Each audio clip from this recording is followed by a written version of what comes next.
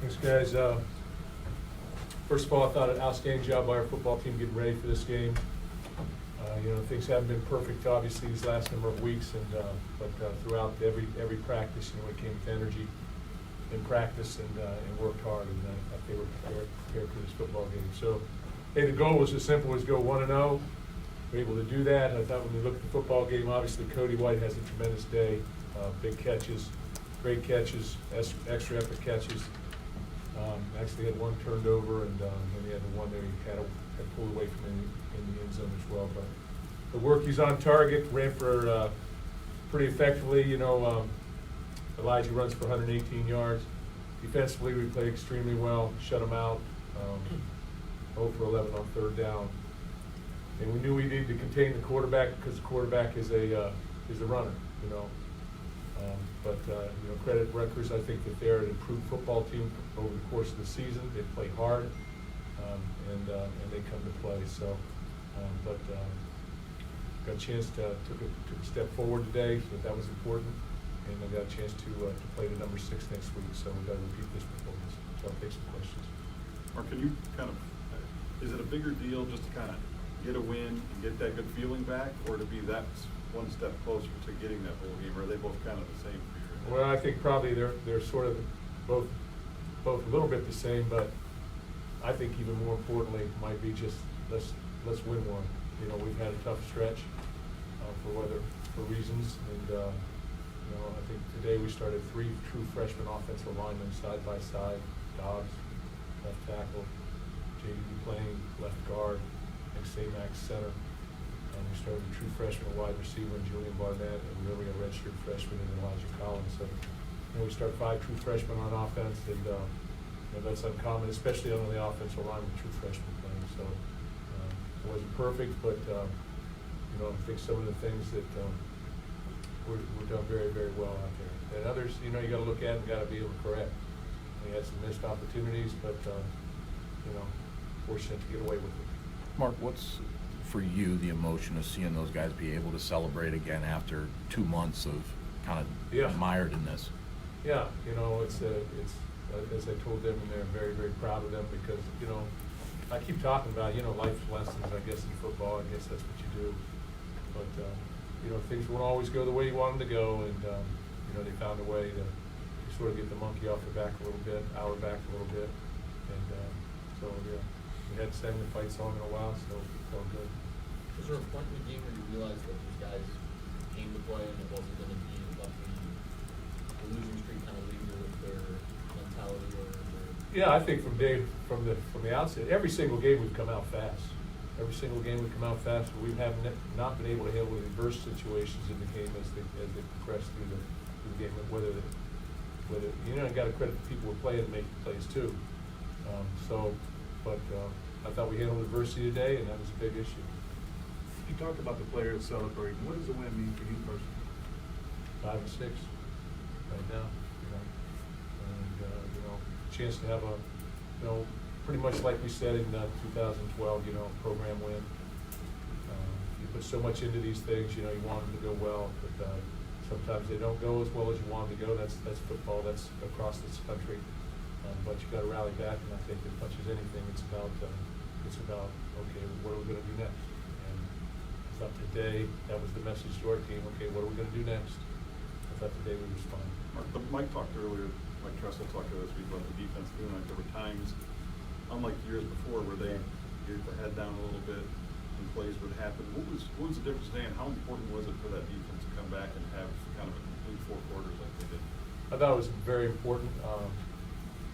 Over the course of time, we performed very well on defense here, but this year, it's a throw here, it's a throw there, it's a 4th and 17 throw, it's a 4th and 15, scramble or whatever it is. It's the difference of 2 games, pure and simple. And then there's other things too. So you got to make plays. It's all structurally set up. You have the right call on for the right play. So there's a lot of that.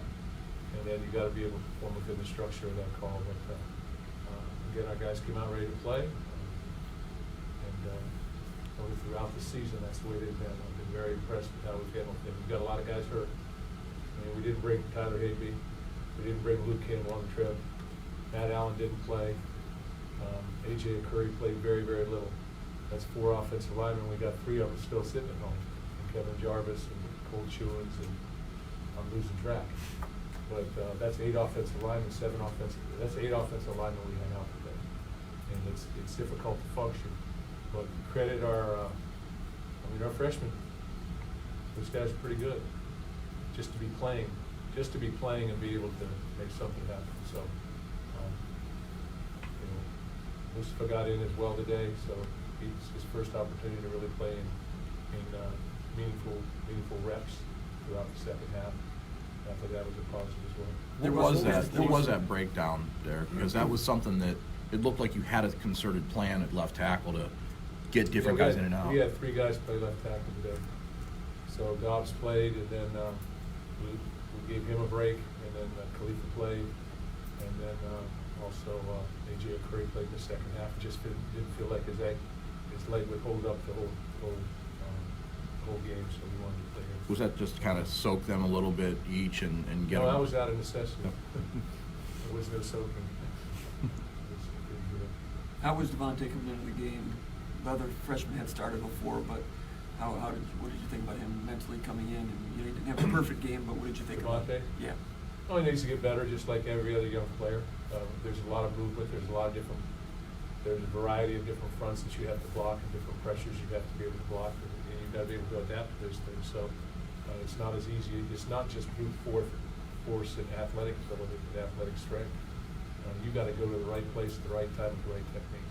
And so there's a lot of that. And I'm sure there were some great things he did, some good things he did, some things he wants to be better at, and there's some things he did that were wrong, just flat wrong. But that's, I keep saying, experience is the best teacher that you have, because game time situations are different from practice. It's just that. What was the key for the defense in that first half to get them off the field? I thought we stopped the run very effectively. Made it difficult to throw.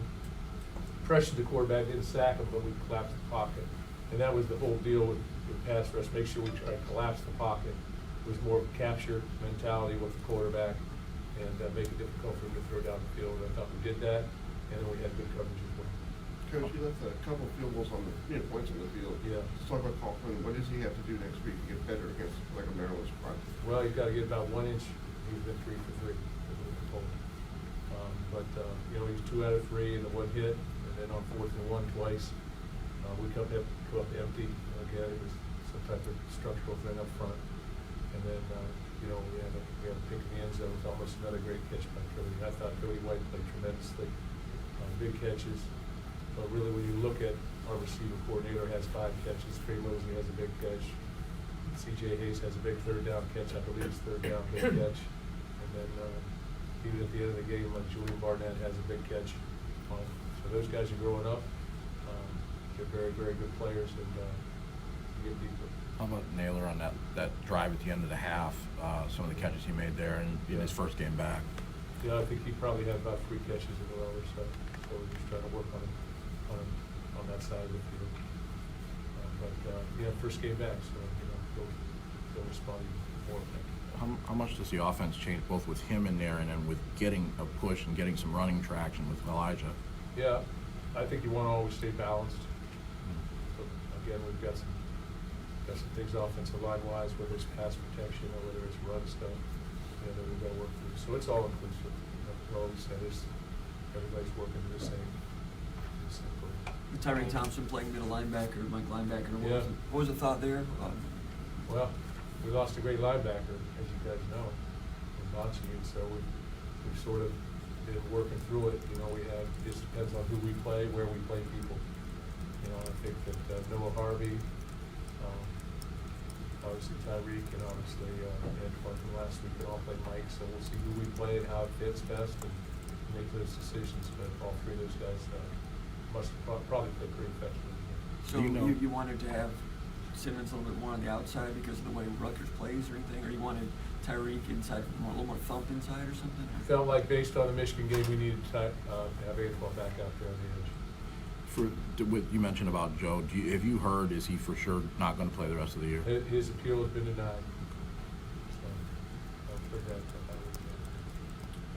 you see from Ryan today? You looked like he was particularly sharp, I think 17 to 20 in the first half alone. And Yeah. That's threw the ball as well as he has in a while. Confident guys are catching the ball, a confident release, quick decision making.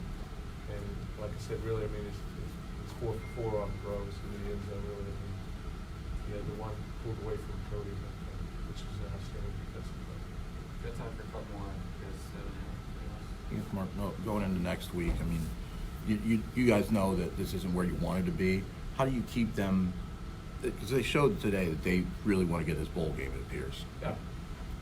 Yeah, everybody wants to continue on. And so I think the nature of our football team, I can't speak to everybody, but of our football team, is you want to be as good as you can be. So whether that's play to play, game to game, the attitude is right. We've had a lot of injuries. If you look at our senior group, and you look and say who are seniors and who is actually playing, you had about 6 or 7 guys maybe, or 8 guys that are playing that are seniors. So, you know, it hasn't gone the way they wanted it to go with the injuries and other things too.